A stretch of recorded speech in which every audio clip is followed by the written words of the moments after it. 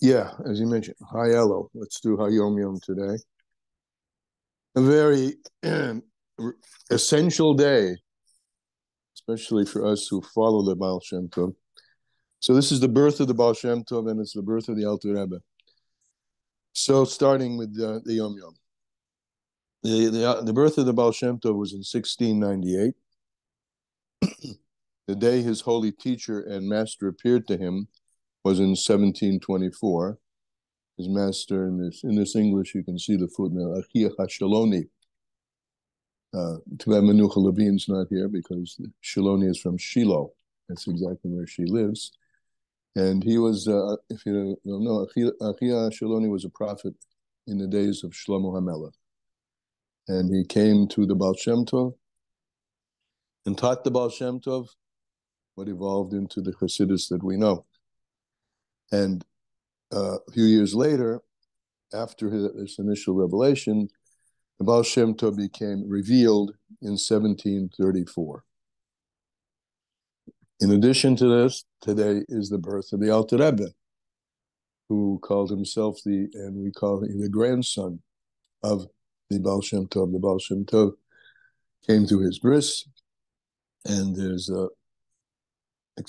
obviously, but deep connection between the Alter Rebbe and the Baal Shem Tov. Even though the Alter Rebbe is, teacher per se, was the Masvech Magi, the student of the Baal Shem Tov, but there's a deep grandfather to son relationship that's expressed, talked about in Chesed between the Baal Shem Tov and the Alter Rebbe. So we're going to now do a little outline of the Baal Shem Tov's discourse on Shabbos Parshas Kisovai. That's for us last week's Parsha.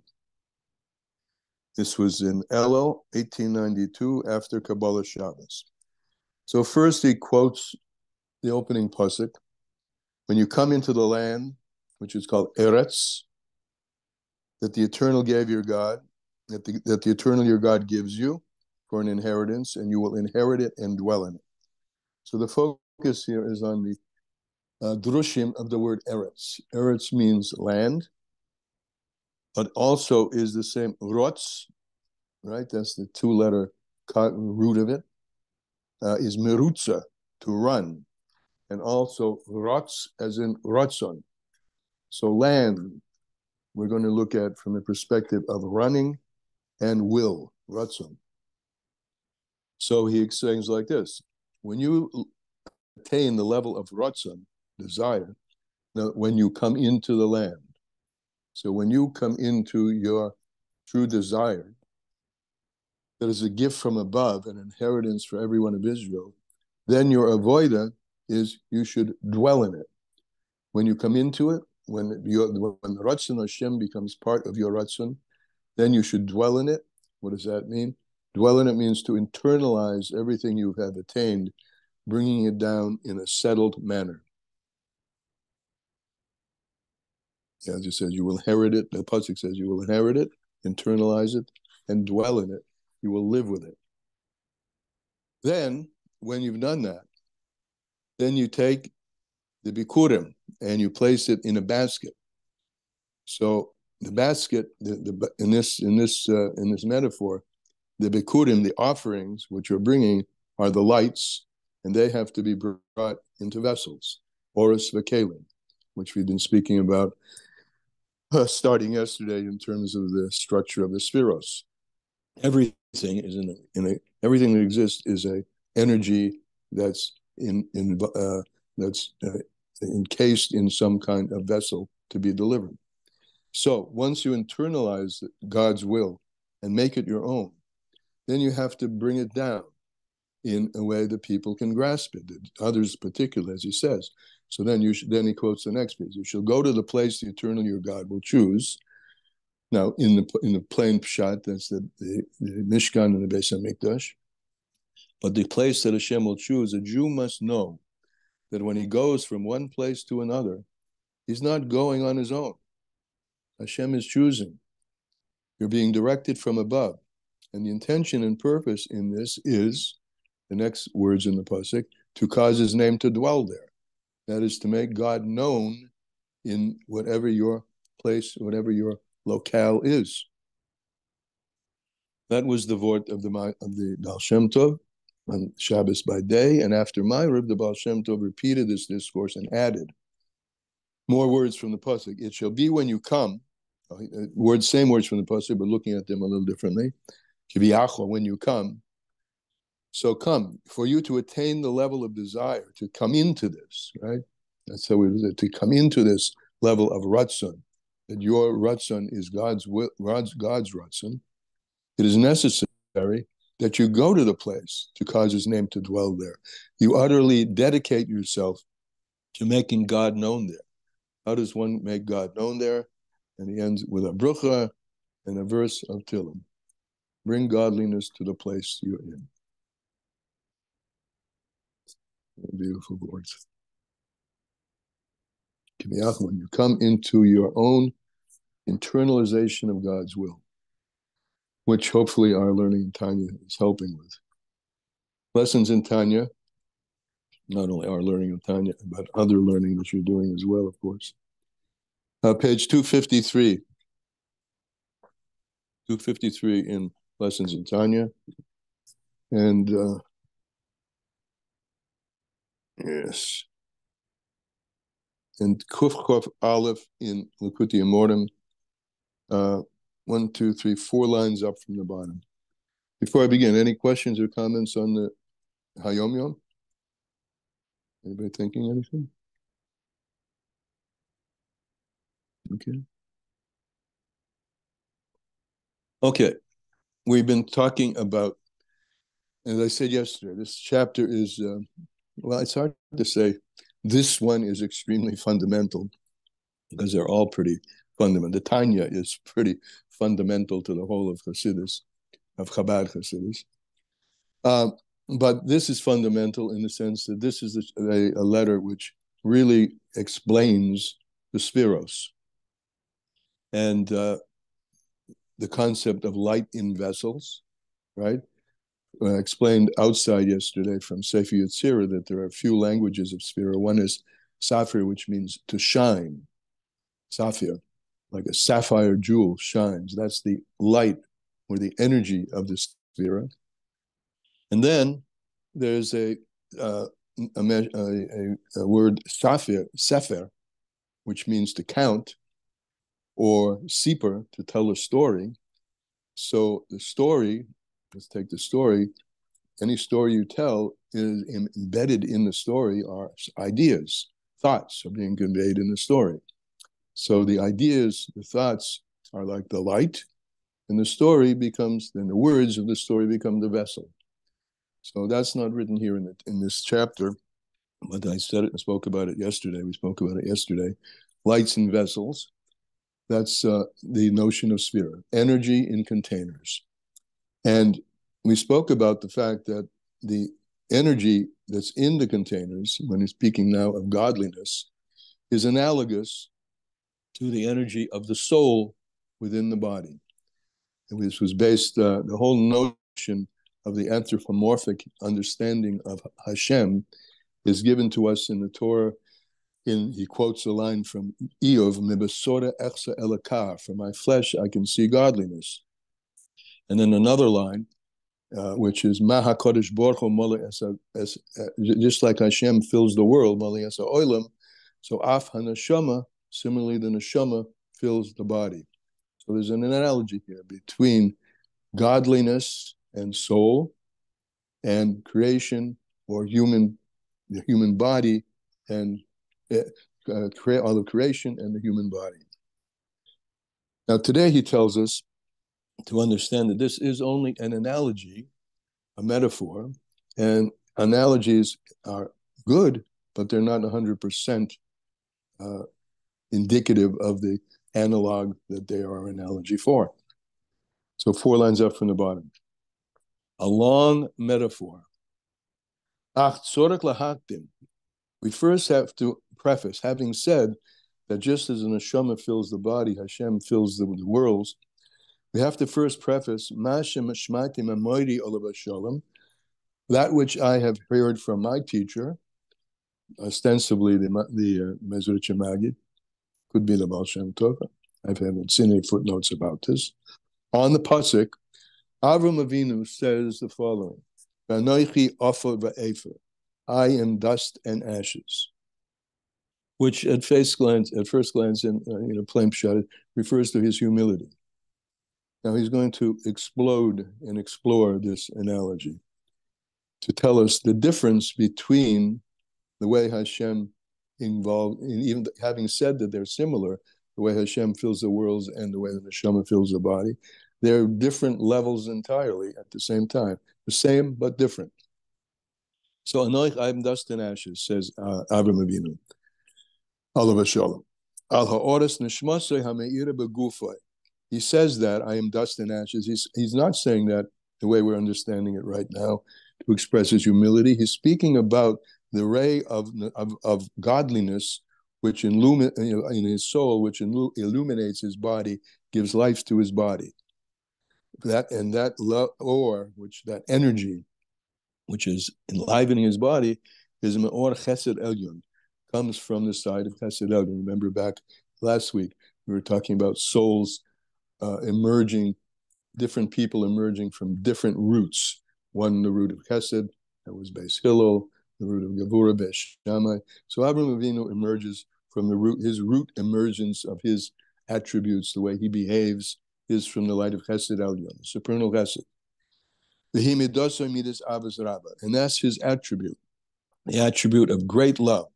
Shebo Hoya, in which was, that's what it says in parentheses, and another way, the way it's written, Shehoya, it was, Oyhev es HaKadosh Baruch Hu Ava Gedola Be'Alyona. He loved Hashem with a great and supernal love. Kol Kach, to such an extent, he became a chariot. So he's an example of our Yom-Yom, the internalization of what Hashem wants, so that there's no difference, there's no opposition to what Hashem wants in what you do. You've entirely internalized what Hashem wants from you, and you become, in the words of the Tanya, a chariot to Hashem. So,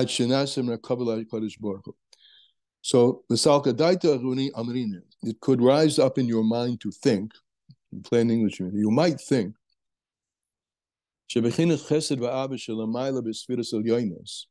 that this kindness and love, which exists above in the supernal spheres, is of the same category of the love, the great love of Avram Avinu. You might think they are equivalent. Certainly they're analogous to each other, but you might think they're equivalent. It's just that, it's obvious that, that the one above is much greater, ad in kates, without end, v'tachlis, and no limits, neither, as is known, midas elyonis, is known from the supernal attributes, she'ein lahem kates, or soif, they don't have any end, v'tachlis, and any limit, mitzad atzman, because why?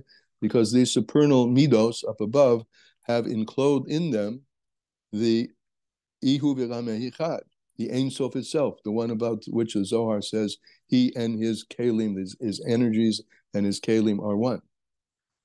So you might think that's the same state of the attribute of Chesed in a person, right? It's just that it's smaller, a smaller state of that. Mashain came in the Shemas Adam, so you go on and you think, however, there is a difference, an obvious difference, because this soul, which is analogous to the Or Ein Sof, right? Just as Hashem invests himself in the worlds, then the Neshama invests himself in the body. So you might think it's just a matter of size, degree, a matter of degree. So Mashiach came in the Shemas Adam. So when it's in the soul of a person, and it has to be somewhat limited, because in order for there to be a singular entity called a human being, there has to be a tzimtzum. This is what we learned yesterday. The tzimtzum, the contraction, which delivers godliness, but in just a smaller capacity, a smaller quantity. So nevertheless, psychedelico, you would think, that the midah of Chesed in Avraham Avinu's heart is similar to and in the same category of the supernal midas. And it's on this that I'm dust and ashes. Just like the dust, the dirt, the ash is the essence of the piece of wood, hanisraf, shehoya umerka bedalad yisoides, which is composed of 4 yisoides. The 4 yisoides that everything is composed of are eish, ruach, mayim, and offer. Everything in the physical world is composed of energy, air, hydrogen, oxygen, which is water, and offer. I don't know what mineral. Maybe that character. I think often it's connected with carbon, but I'm not sure. And everything is structured in the same way. Ultimately, in these 4 yisoidos. So yisoidos eish, mayim, ruach. Now, we're beginning now to change our understanding, because in this metaphor he now opens up, is to change our understanding that it's not just a quantitative difference in the quantity of Chesed Elyon, the supernal Chesed, with Chesed that's invested in Avraham Avinu. There's a big qualitative difference as well. So this midah of this metaphor that he's now introducing of wood is going to take us to that place where we're going to see the qualitative difference between Chesed as it's invested in the soul and Chesed as it's expressed by the Chesed Elyon, God's Chesed. So the metaphor is a piece of wood. Piece of wood composed of 4 elements, and Yisoides Eish Mayim Ruach Cholfu V'Cholchu Lahem. So if you burn the piece of wood, you put the piece of wood in the fire, so the fire, the water, and the air, they're transformed and they go up in a fire. The kolaba oshon, and they all get, those 3 elements are raised up in the smoke, the oshon. From that state that we were joined together. Tonight, this is known. This is known if you watch a log burn on the fire. That whole thickness of the log goes away, and what's left is the ashes. And that's called the Yesod Hadalit. So this, the 4th level, Yesod Hadalit, Shehoya Be'etz, which was in that piece of wood, Shehu HaOfer. So Avraham Avinu said, I am Efa Ve'Ofer. That 4th piece, that 4th element, Sheboy, Hayored Lamata, which descends down below. And the fire can't burn it. It's gone. The possibility of fire, you can't, once it's ash, the ash can't burn anymore. So the Ein Ha'esh Sheletis Boy. So the fire has no ruling literally over it, no power over it. And Hu HaNishir Kayim, and it's just the ash which remains in existence. But Hu HaEfa, that's the dust, the ash of the dust and ash. V'hine kol mahus ha'etz, all the structure, the essence of the piece of wood, mamashoy, and its mamashousness, its thickness, and its characteristics that we saw before it was burned, v'chumroi, and its coarseness and its physicality, v'tzurosoy, and its form, the form of that piece of wood, v'erech v'roichev, in length and width, v'oive, in length, width, and thickness, v'oive, which appeared to your eye, so before it was burned, the whole root of it is the offer, the physicality of it, which is left over after the more subtle components of it, the Eish, fire, which rises above, Ruach, the spirit of it, the Mayim, which flows. All of that, those more subtle parts of the piece of wood are gone, and what's left is the fundament of offer, Shaboy, of it. It's just that before it was burned, these other 3 elements were there as well. Because the dust, the ash, is the most coarse and physical, mekulim from all of them. V'yesh le'erech v'roichev, v'oive, and it has length, width, and thickness. Masha'en ken be'esh v'ruach, not so esh and ruach, v'gam hamayim, hem ma'at mezer be'es. They're the smaller components of the wood. Even though they're large in size, they're not the root component of the piece of wood. So all of the length, width, and thickness, all of that's gone, and what's left is the dust. And as we say, as expression, everything returns to the dust. Everything, as the spirit leaves, even any living being, animal or human or plant, even as the life rises up out of it, what's left is just the decomposed offer, the dust, the dirt.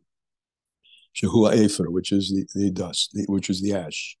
Anisha acharesh nisfarfu mimenu, after the thing shenifredu mimenu, after they're separated from the ash, the esh, mayim, and ruach. Okay, good. I think we all understand that. What happens when a piece of wood burns? And all that's left is the efer. And that's what Avraham Avinu said about himself. I am off of an efer. So what does that mean?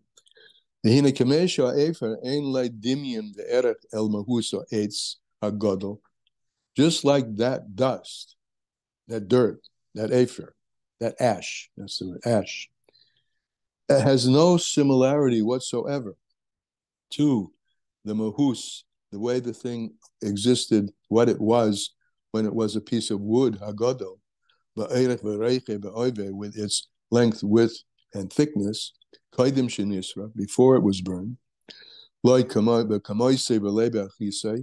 That dust, that ash which is left, is unlike the piece of wood before, both in quantity and in quality. Even though that dust, the chumri, the coarseness and physicality of the wood is really all about the offer, right? The earthiness of it, right? The pulp of it. Let's put it this way: the pulp, the thing that's the stuff you can touch in the piece of wood. It's just that when the piece of wood before it's burned has a larger form, that's due to the fact that there are other elements within it. But once you burn it, it's reduced to its essence, which is the offer. As he says, even though that offer is the mahus, the essence, and the intrinsic matter which makes the piece of wood a piece of wood. And from that piece of earthiness, that's where the piece of wood is getting its form from. So kach al derech mashal omer Avraham Avinu olav hashalom. So now we come to explain the metaphor. What did Avraham Avinu mean then when he said, I am dust and ashes? And he said it about al midosoi, his midah of chesed, ha'ava, and his midah of love, hama'ira boy, which shone in him, whom lebeshes begufoi, and was enclosed in his body. The af shehu midos ha'ava bechesed ha'elyon shebe'atzilis, even though this midah of love is rooted in and is an emergence of, or let's call it a descendant of, a reduction of the supernal midah of chesed and of chesed shebe'atzilis, which is in the world of Atzilus, hamer b'neshmosei, and that's what's radiating in his soul, which his soul and he and his body, he himself, as he's empowered by his soul, it became a supernal chariot. Nevertheless, when that Chesed Elyon of Atzilus comes down and descends below, le'eslabish begufoi, and now think about each one of us, right? We're all descendants of Avraham Avinu. So when he's talking about Avraham Avinu, he's talking about us. Even though each of our souls have something of the quality of what's going on in the supernal midos, as it comes down and down and down and gets embodied in us, first in our neshama and then our body, what's embodied is something that really, yes, it's the essence, but it's a totally different form than the essence the way it was above. Just like the piece of wood, the essence of the piece of wood is the ash, but it's a totally different form from the piece of wood before it was burned.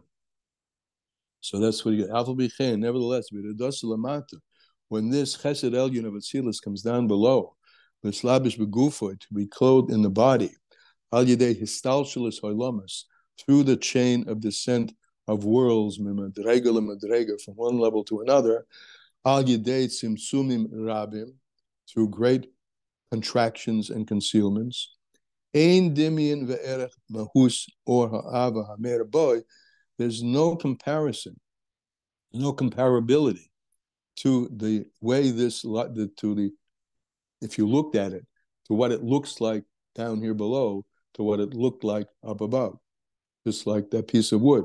There's no comparison between the dirt, the dust that's left over, to what that piece of wood looked like before you burned it. So there's no comparison. Ein dimyan ve'erech mahus or ha'ava ha'meir boy. There's no comparison to the light which is enclosed in the soul. El mahus era ava v'chesed elyon, to the mahus, what it was, the kind of light of love that it was, and kindness that it was in the supernal realms, Shabbat Tzilus. So this chesed of God, the kindness, the midah of chesed, and I guess just a reminder, and some people weren't here yesterday, that the 10 powers that we have down here below, from Chokhmah to Bina, are the same names as the 10 sefiros with which Hashem creates everything. And the energetic, the godly energy which flows in, let's say, Chesed of Atzilus, is the same energy aligned down in the Chesed of our soul, but at the same time, he's pointing out here, it bears no resemblance. It's a different quality, certainly, and quantity for sure, in terms of its Messias. So on the one hand, each of us is injected with, in this case we're speaking about Chesed, because we're speaking about Avram, but it pertains to all the other mitos as well. Each of us, our souls are injected with Chesed Elyon, but that Chesed Elyon goes through a lot of transition states in terms of its appearance until it becomes analogously like the offer, which bears no relative appearance to the piece of wood from which it came. So it's like, similarly, the essence of the dust, Shenasa Efer, the dirt which became dust when you burned it, El Mahusi Vachuse, in relation to the original manifestation of it, Keshehoya Eitz Nachmad, when this piece of wood was a nice gezunta piece, a nice gezunta log, Lemad of a Taib, and you could see, and it looked like it's a lovely piece of firewood. That thing is going to burn really nicely in my pit. Or it's a nice piece of fruit, right? I mean, the fruits also, they come from a tree, a nice-looking pear, a nice-looking apple. But the essence of it, the quintessence of the thing, is the life force which is within it, which is a little spark compared to all of the surrounding meat of the fruit, the cantaloupe, whatever you're eating. And this is all by way, of course, of a mashal. But it's even more so than just a mashal, because there is a big difference, the havdil, big difference, alafim havdalas, thousands of separations, thousands of levels of difference between Chesed Elyon in Atzilus and the Chesed within our body. The spark of life that enlivens the fruit up above versus the spark of life in the fruit down here below that we're eating. However, the Alter Rebbe ends this piece by saying, the Torah, I'm going to put in the word, is generously giving us these mashals. And that's where he started before, in this parsha, that he said that all the mashalim that we have, that we talk about, the 10 chesed down here and chesed up there, and all the other mashalim are the kadav katsas el haseichel, to bring a little bit of our understanding to that's what's written in the pasuk, and that pasuk that he cites is the pasuk from Eov, from my flesh I can see godliness. From what goes on down here and the structure of everything down here, we can, although it's an analogy, and in that sense, on one hand, it's nothing like what's up there, but at the same time, it's analogous to what's up there. So we can internalize it. We can have some understanding of how godliness works and our relationship to godliness.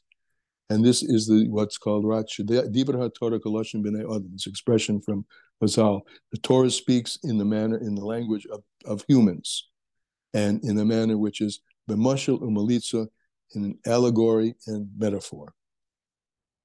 So this, on the one hand, I get a lot of people who say to me when we learn Hasidus, that's in a negative way.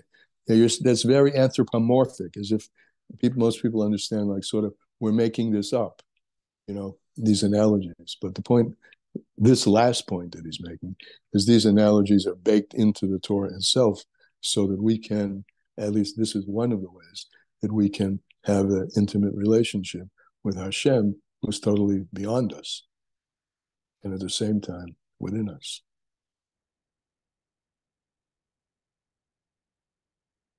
And that's today's Tanya.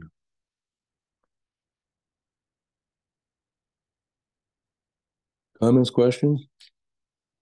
Yes, Sarah Sandler. Comment, question?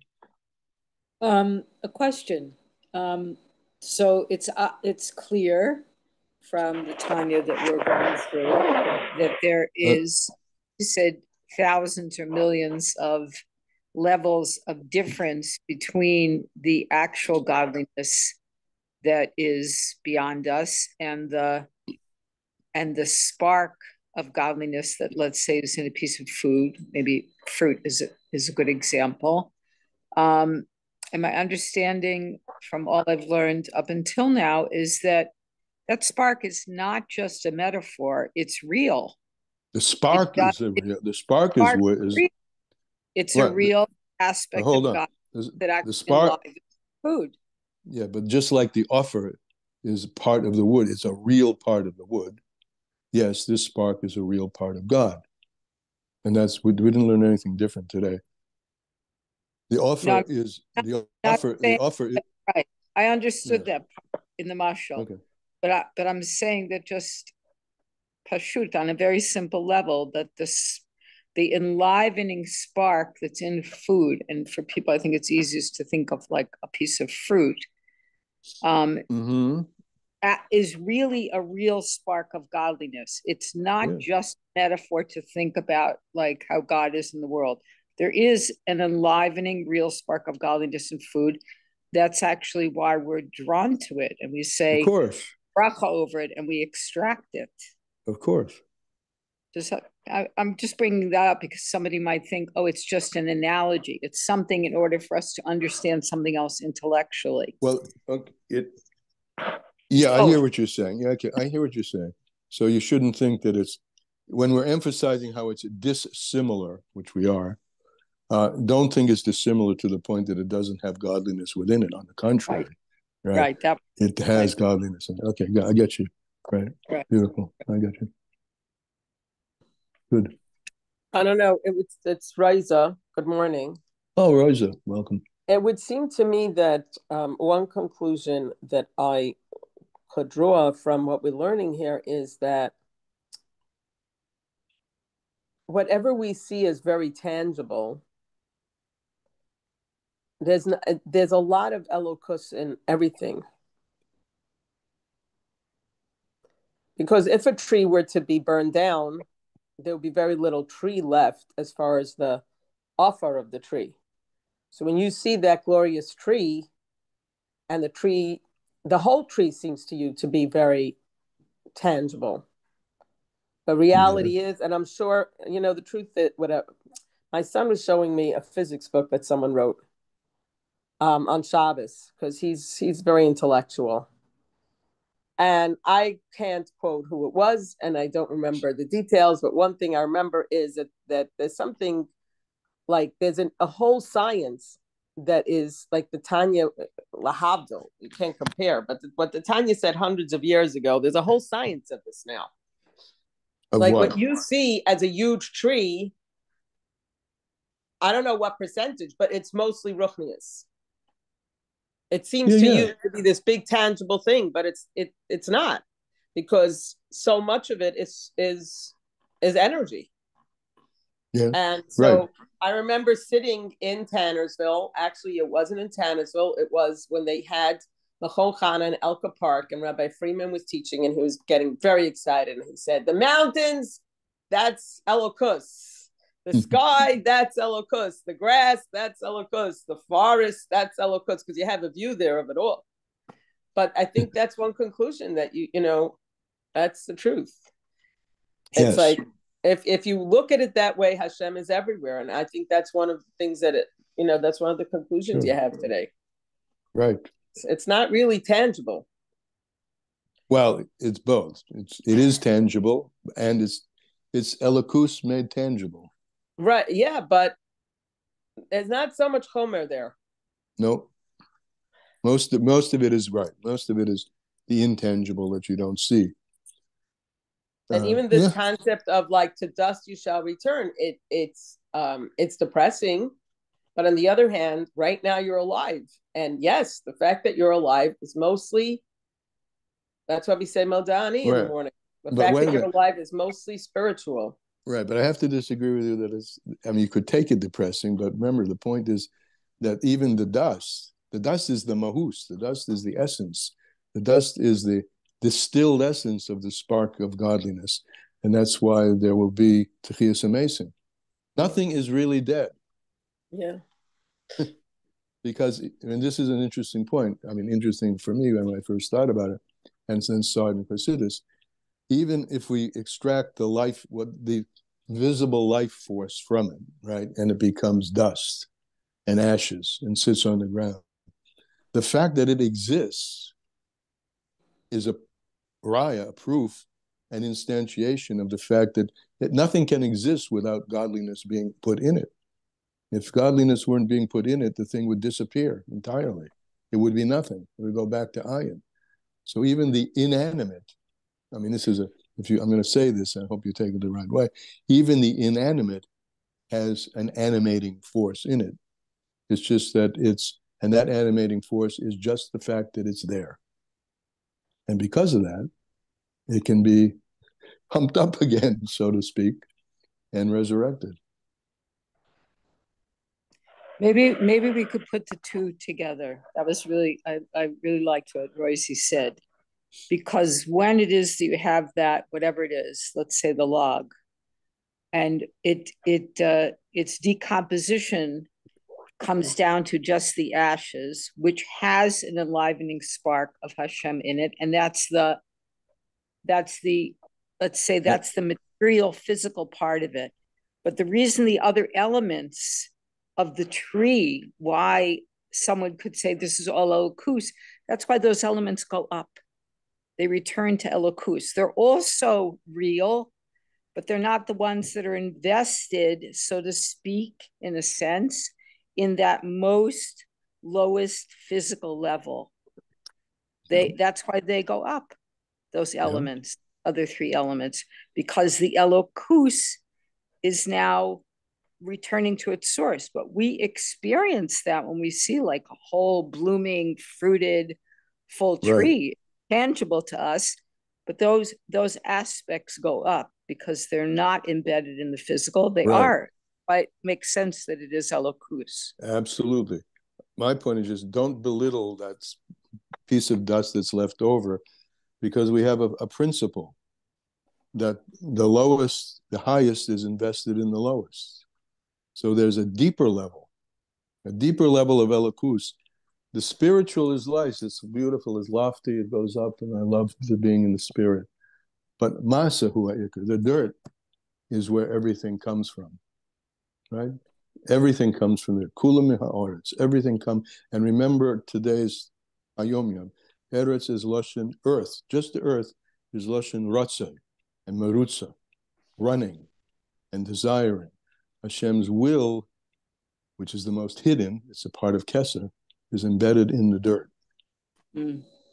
So soif masa, a lot of soif masa b'achshavat techila, the end of deed, which is the dirt, the bottom of the heap, is the beginning of his thought. That's where his mind is, on Eretz Yisrael, on the dirt of Eretz Yisrael.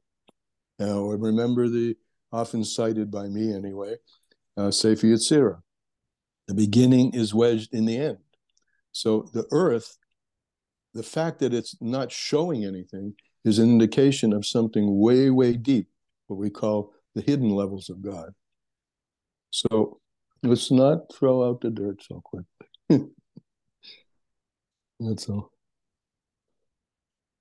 The others are very nice and they're tasty, back to your fruit, but without the essence of it, which is the dirt, the bottom of it, the fact that that there's a corporeality in it, you'd have no taste.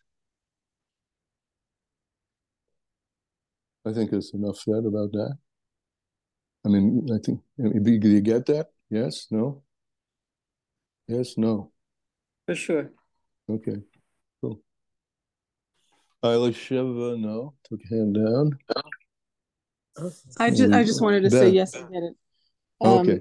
I love everything that's been said. The one thing that's kind of like in the back of my head bothering me is how can we apply the same thing to not nature, like to the dresser here or to the board game or to the chair, the pillow. Because they're all made of right of the same right. elements. It's just much harder to think about it, but it's a practice. Yeah. We live in the city. Yeah. And I also was thinking that Abraham used the word anochi rather than ani when he said that he's Efer. That's the essence, actually. The essence is in the dirt. The essence is in the dust and the ashes. Akol mina offer. Akol mina offer. Everything comes from the dirt. I forgot what it was, but he's saying that Hashem, if Hashem would not have saved him from the fiery furnace, he would have been ash. And the offer was also maybe when he saved him from the battle that he fought against the kings of Sodom, who would have been earth. So the Anochi offer be'efer is also Avram saying that, like I'm alive today because of your miraculous intervention, Hashem. Mm-hmm. I'm not familiar enough with the exact wording of where you're quoting, but no. So he said, Abram said to Hashem, "Anochi afar ve'efer," right? And he said, "Efer" means he would have been burned up. So he would have been burned up by Nimrod. I hear you. If not that Hashem miraculously saved him. So that's why he said that I am afar ve'efer. You're saying this? I mean, this is an interesting idea. No, this is for sure. I don't know if it's a Rashi or Ramban, but it's there. It's yeah. So say it once again, just so I get it clear. I would love okay, so Abram said, Anochi afar ve'efer, I'm dust and ash. Right. And he was thanking Hashem for saving his life because he said, if not for that you miraculously saved me from the fire when I was thrown into the furnace, I would be Efer. Right. I would be burned up. Okay. So what would be like, I don't know. I think there's a certain, I think we tend to forget these things. We remember them when they happen, and we remember them for a month later. We remember them for 6 months later. But you see Abraham remembering something that happened many decades earlier and still saying to Hashem, I would be Afer, I would be ash if not for that you saved me. So I think practically speaking, we all have had miracles. Beautiful. And I like this. And we should remember them and be grateful for them. And if not, we would be ash. Great. I love it. I think that's a good closing b'chein. Let's remember that. So, okay, we'll see you tomorrow. Thank you all. Yeah.